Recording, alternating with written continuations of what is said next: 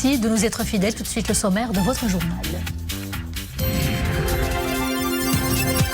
Elles se sont classées deuxième avec la médaille d'argent de la CAN Maroc 2022. Elles ont conquis les cœurs des Marocains grâce à leur admirable performance. Ce parcours honorable qui leur a valu les félicitations royales, entretien au téléphone et message royal aux membres de la sélection nationale féminine de football pour leur performance à la CAN féminine et pour leur qualification au mondial 2023.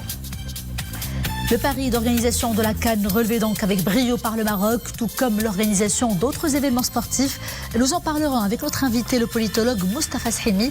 Professeur Shehimi commentera aussi pour nous les faits marquants de l'actualité de cette semaine, notamment le 5e anniversaire du plan d'action pour les chefs et acteurs religieux ou encore le sommet des affaires Maroc-États-Unis, Afrique tenu à Marrakech. À suivre également dans ce journal une page culturelle avec le Festival international des musiques traditionnelles du monde. Il se tient à Volubilis, près de Meknès. Une très belle ambiance qui ravit les mélomanes.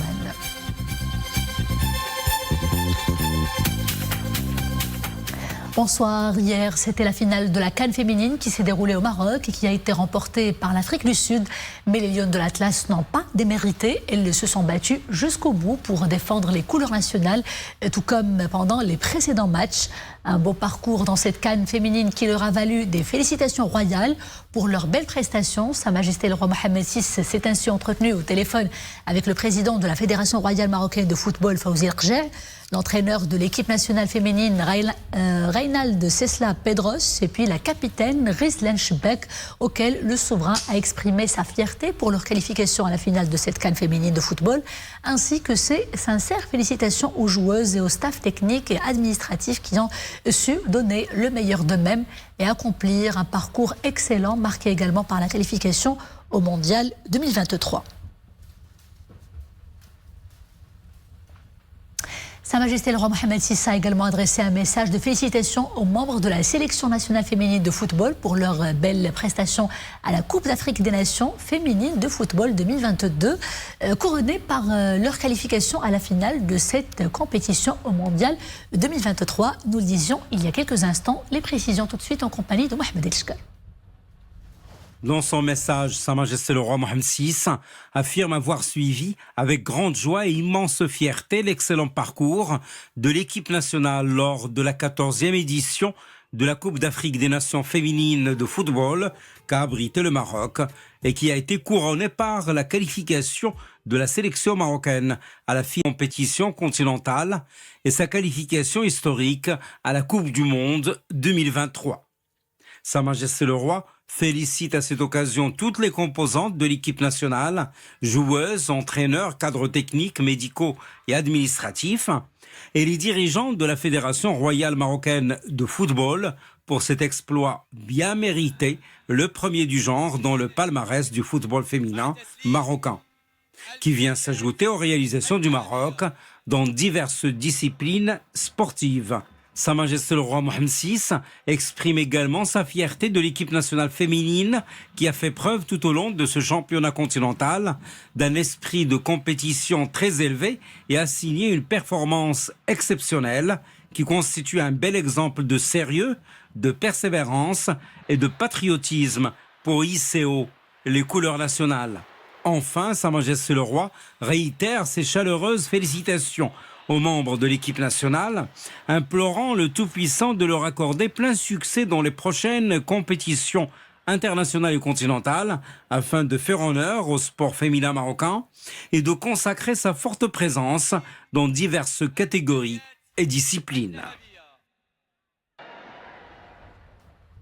Les Lionnes de l'Atlas nous ont fait vivre pendant cette CAN 2022 qui s'est tenue au Maroc d'intenses moments d'émotion. Une jeune équipe solidaire, homogène, combative et surtout prometteuse. Les moments forts de la finale d'hier, tout de suite en compagnie de Mohamed Ben Sarka, Mohamed Nasseri et Myriam Missi.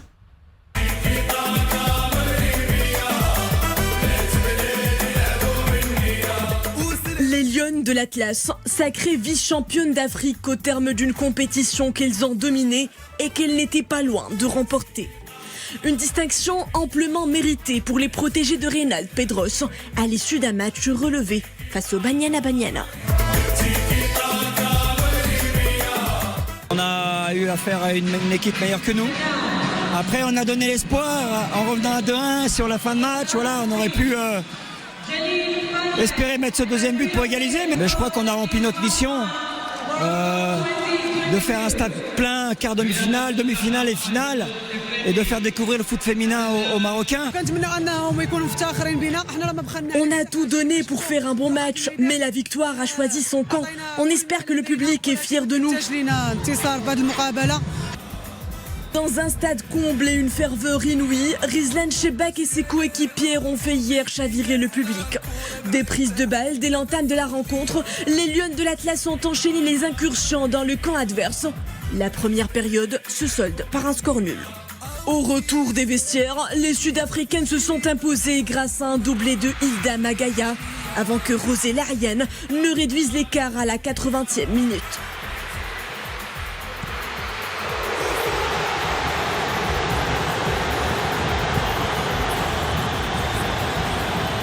Les Lionnes ouvrent ainsi le compteur de buts et retrouvent enfin le chemin défilé, passant de gros frissons dans les tribunes. La ferveur dans les gradins a vite laissé place à une ambiance feutrée. Les Lionnes, fatiguées, se cherchent un second souffle. Malgré 9 minutes d'arrêt de jeu, elles ne sont pas parvenues à égaliser. Comme un goût d'inachevé pour les joueuses, certaines n'ont pas pu contenir leur déception. Tandis que d'autres affichent leur volonté de poursuivre la route jusqu'au mondial. On va travailler pour pouvoir donner le meilleur de nous-mêmes à la Coupe du Monde et pouvoir faire de grandes choses. Après, on remercie toujours le public.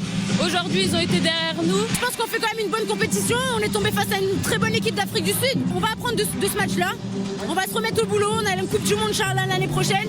On va bosser toute l'année pour essayer de lever encore le drapeau du Maroc. Une bonne humeur étalée jusqu'au coup de sifflet final. Les Lionnes ont brillé par leur talent lors de cette CAN. Elles concluent une édition tout aussi brillamment organisée par le Maroc.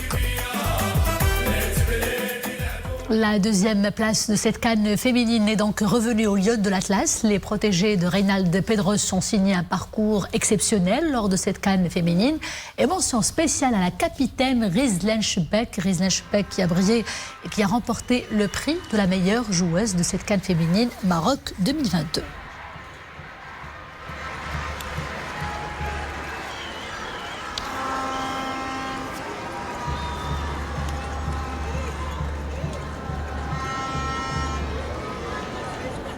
Arabe donc, ville lumière par excellence. Tous les chemins ont mené hier vers le complexe sportif Prince Moulay Abdallah. Des foules bienveillantes parties encourager les Lions de l'Atlas, des hommes et des femmes, des hommes et des femmes, toutes catégories d'âge confondues, dont beaucoup portaient les maillots de l'équipe nationale et réservaient leur place très tôt au sein du stade. Le stade qui a enregistré un nombre record de spectateurs avec une organisation irréprochable à tous les niveaux. Plus de 50 000 personnes, un record dans l'histoire de cette compétition continentale.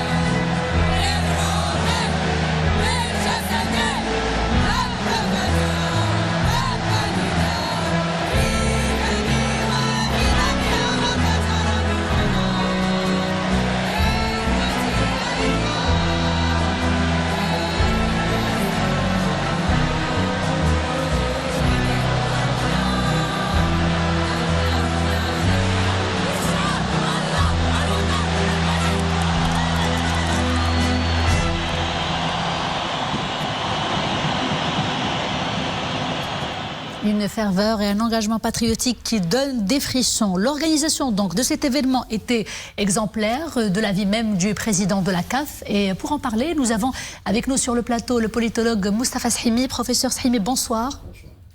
Revenons d'abord sur cette excellente capacité qu'a le Maroc de relever le pari de l'organisation de plusieurs événements sportifs, la CAN 2022 qui vient de s'achever, et puis les CAF Awards. Votre commentaire, mais avant vous vouliez faire un petit commentaire sur cette équipe féminine? Tout à fait. D'abord, la flamme, la ferveur, vous l'avez relevé. Dans le langage courant, ça s'appelle la niaque. C'est extrêmement important. Autre chose aussi, ce que fait cette équipe de football féminine, c'est une grande contribution à la promotion de la condition féminine. Pourquoi? Quel est le sport le plus populaire au Maroc? C'est le football. Bien, eh bien, il y avait 50 000 personnes pour voir cette équipe féminine. Et il y a là un vecteur de promotion de la condition féminine au Maroc, et c'est extrêmement important. C'est en même temps un facteur de modernité. Maintenant, pour votre question, les activités sportives et le foot en particulier relèvent de ce qu'on appelle le soft power, c'est-à-dire cette diplomatie parallèle par rapport à la diplomatie officielle. La preuve est faite aujourd'hui, et l'hommage a été rendu d'ailleurs par le président de la CAF. La capacité d'organisation, de discipline, l'excellence de la logistique, le respect des uns et des autres, l'appareil sécuritaire qui était là sans être pesant ni pressant. L'ambiance bon enfant, une ambiance bon enfant, vous avez pu voir ça, etc. Donc c'est quelque chose d'important. Et ça participe d'une image du Maroc, qui est une image donc sportive, mais en même temps une image où il y a un État, où il y a un peuple attaché à un certain nombre de valeurs, qui sont les valeurs sportives. C'est quoi? C'est la compétition, c'est le dialogue, c'est la tolérance, et le respect de l'autre et le partage, tout à fait. Donc c'est extrêmement important comme image du royaume et du peuple marocain vers l'international. Très bien, professeur Shemi, vous restez avec nous pour l'analyse et le commentaire d'autres faits marquants de l'actualité. Le 5e anniversaire du plan d'action pour les chefs et les acteurs religieux célébré cette semaine dans la capitale spirituelle du royaume, Fès, lors d'un symposium de haut niveau, symposium organisé en partenariat avec le Bureau des Nations Unies pour la prévention du génocide et de la responsabilité de protéger. Un appel a été lancé pour prévenir l'incitation à la violence pouvant conduire à des atrocités criminelles, appel baptisé le plan d'action de Fès.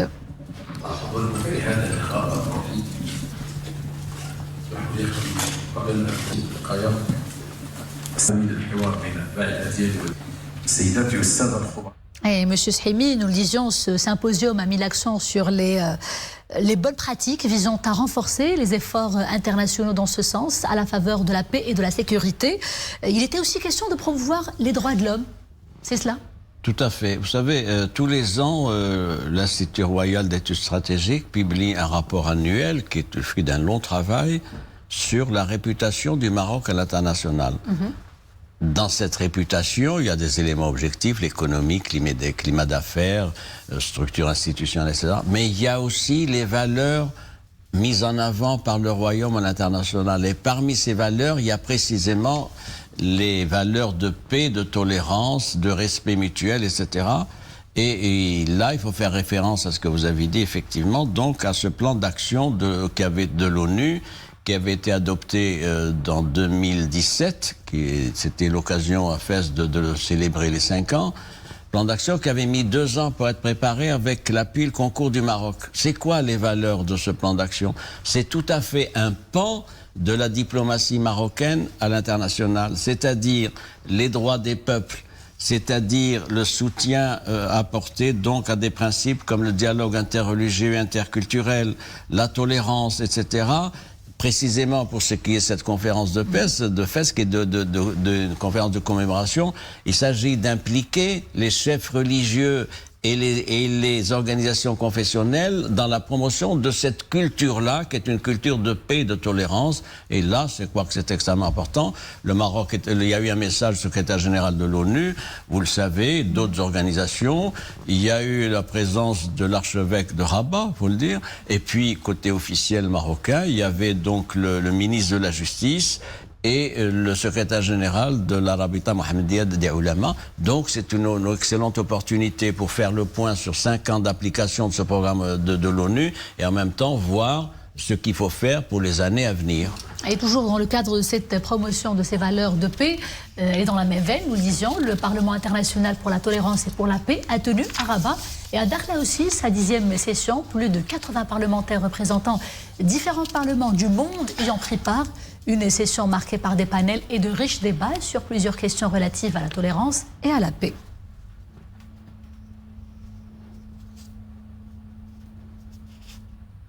Et sachez que cette session a été couronnée par l'adoption d'une déclaration finale. Qu'est-ce qu'on retient principalement, professeur, de cette déclaration? Nous sommes dans le même périmètre que par rapport à ce que l'on a dit précédemment. C'est un conseil global donc pour la paix et la tolérance qui existe depuis des années et qui est là précisément pour mettre en avant des valeurs. Et c'est là encore, je le répète, que les valeurs de paix, de tolérance, d'amitié, de fraternité, de coexistence pacifique. Il y avait 80 parlementaires du monde entier, ça n'est pas négligeable, mais ce Parlement, ce Conseil, c'est également attaché à un certain nombre de problèmes qui se posent à la communauté internationale, notamment le problème de la sécurité alimentaire, des énergies, du climat. Et il y a eu une convention qui s'est tenue, donc, qui a été signée entre ce Conseil et la Chambre des représentants marocaine, une deuxième aussi entre ce Conseil et le Parlement européen. Donc c'est extrêmement important. C'est là une diplomatie parallèle où le Maroc trouve sa place pour faire passer des messages. Et il y a là une symbiose totale entre les préoccupations de ce Conseil et les exigences et les préoccupations de notre diplomatie. Très bien, professeur. Et à présent, cette réaction de l'ancien ministre espagnol de la Défense, l'initiative d'autonomie présentée par le Maroc pour résoudre les différends artificiels autour du Sahara marocain est la solution la plus crédible et la plus raisonnable. L'ancien ministre espagnol de la Défense, qui est aussi ex-président du Congrès des députés et ex-responsable des services de renseignement, José Bono, était l'invité d'une émission sur la chaîne espagnole La Sexta. La proposition du Maroc est la plus crédible et la plus raisonnable et c'est ce qui a été reconnu par plusieurs puissances internationales comme les États-Unis, l'Allemagne, la France et l'Espagne. C'est ce qu'a souligné José Bono tout en saluant le soutien de son pays à la proposition du Maroc sur la question du Sahara marocain. Et revenons à présent sur les travaux de la 14e édition du sommet des affaires États-Unis-Afrique qui se sont tenus cette semaine à Marrakech. 3 jours d'échanges autour du thème « Construire ensemble l'avenir » organisé par le Maroc en partenariat avec le Corporate Council on Africa.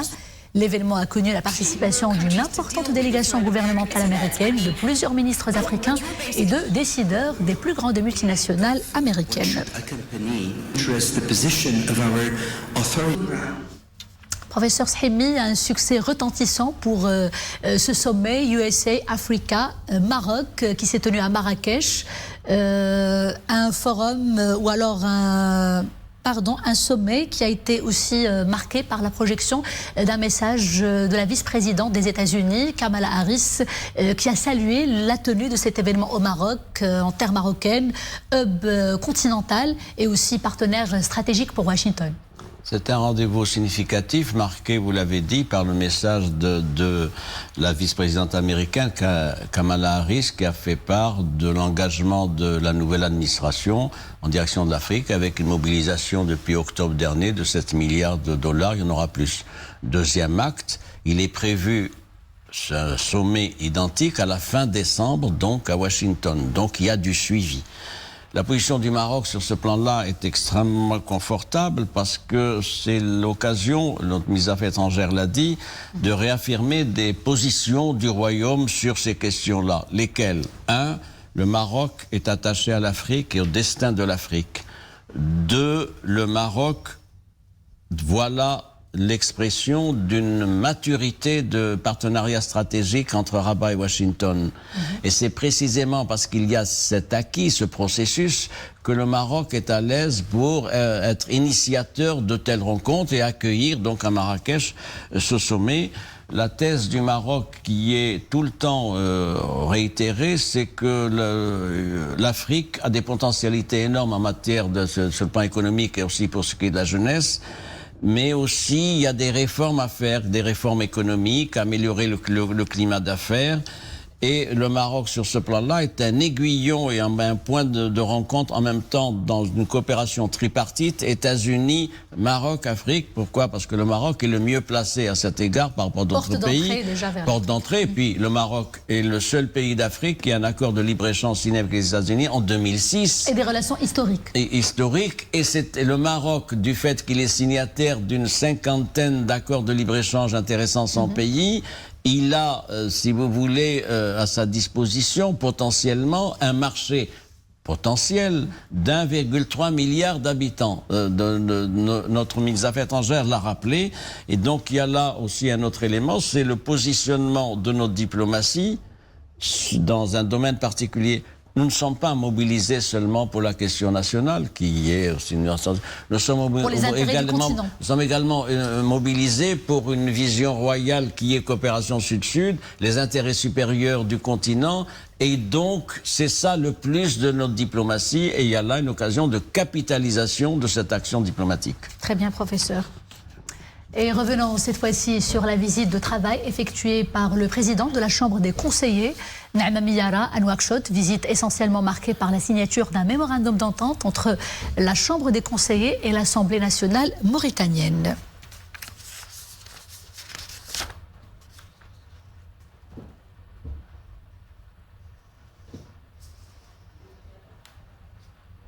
Professeur, quel regard portez-vous sur la coopération bilatérale entre le Maroc et la Mauritanie voisine? Des relations historiques, bien sûr, fraternelles aussi, des relations qui enregistrent un réchauffement significatif ces dernières années. Donc, sur ce plan-là, voilà les premiers éléments. Deuxième point, mais maintenant, il faut que ça se traduise par une coopération institutionnelle, d'où l'utilité de cette visite du président de la Chambre des conseillers, donc qui a été reçu par le président de l'Assemblée nationale. C'est important qu'il y ait des liens de ce type-là entre les deux parlements. Là encore, nous sommes dans le périmètre de la diplomatie parallèle, avec l'idée maintenant, et le principe en a été adopté, l'idée d'un forum parlementaire Maroc-Mauritanie, qui soit un cadre de rencontre, de débat, aussi bien pour les parlementaires évidemment, mais aussi pour les hommes d'affaires, les experts, les investisseurs, etc. Donc c'est un plus, et c'est encore une volonté de renforcer le partenariat avec un pays si proche et un peuple si fraternel que celui de Mauritanie. Je voudrais ajouter sur ce plan-là, qui est le domaine parlementaire, il y a un autre partenariat qui avance à grands pas, c'est le partenariat et la coopération avec l'État d'Israël. La semaine prochaine, tenez-vous bien, le gouvernement dépose un projet de loi sur la coopération avec Israël, parce qu'il s'agit d'offrir un cadre juridique à tout ce qui est entrepris, tout ce qui est envisagé. Relation entre Rabat et Tel Aviv, illustrée par la visite du chef d'état-major de l'armée israélienne, le général Aviv Kohavi, qui a séjourné 5 jours au Maroc. Il y a donc là une diplomatie active, une diplomatie mobilisée dans différentes directions, dans différentes zones, mais pour asseoir la crédibilité du Maroc, et en même temps le Maroc est porteur de messages et de signes dans le sens d'un partenariat international élargi. Professeur Shehimi, merci beaucoup pour toutes ces précisions. Merci à vous. Place maintenant à la culture, avant de refermer ce journal de la musique avec le Festival international des musiques traditionnelles du monde. Il se tient à Volubilis, près de Meknès, avec la participation d'une pléiade d'artistes et de groupes de musique marocains et étrangers. Mohamed El Chgar pour les précisions. Le site est historique, archéologique même, Volubilis. C'est sur ce site, plus que 2 fois millénaire, que des troupes des 2 rives de la Méditerranée se donnent rendez-vous pour jeter des passerelles entre le passé et le présent, et surtout nouer un dialogue artistique entre les cultures et les civilisations du monde. Je suis Lala Aïcha du Burkina Faso et vous avez à ma gauche Lala Adjoba Nyaniba du Ghana. Alors nous représentons le groupe Les Messagers des Messages, qui est un mouvement panafricain de divertissement éducatif. Mais nous sommes là justement dans le cadre d'une invitation de fusion musicale avec le groupe Africa Fusion, qui regroupe des membres du Sénégal, de la Côte d'Ivoire. L'ouverture du festival se fait avec une nuit aux couleurs de Volubilis, suivie d'une danse teskiwine, classée patrimoine mondial immatériel.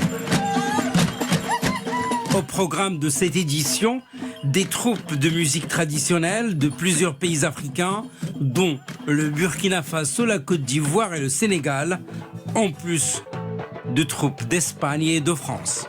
Cette belle ville qui nous offre la plateforme pour pouvoir partager notre culture, échanger de l'amour, échanger un message qui puisse contribuer à construire la paix et à unir les peuples quelles que soient leurs origines. Et encore plus, un message qui permet de soutenir la stratégie de Sa Majesté le roi Mohammed VI qui se bat vraiment pour unir notre continent africain.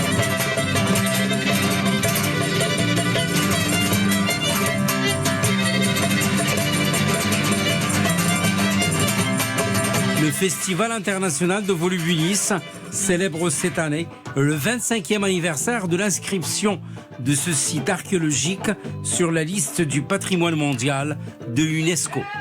Volubilis, qui avait été fondée il y a plus de 2300 ans, elle renferme toujours des vestiges essentiellement romains au pied de Jebel Zarhoun.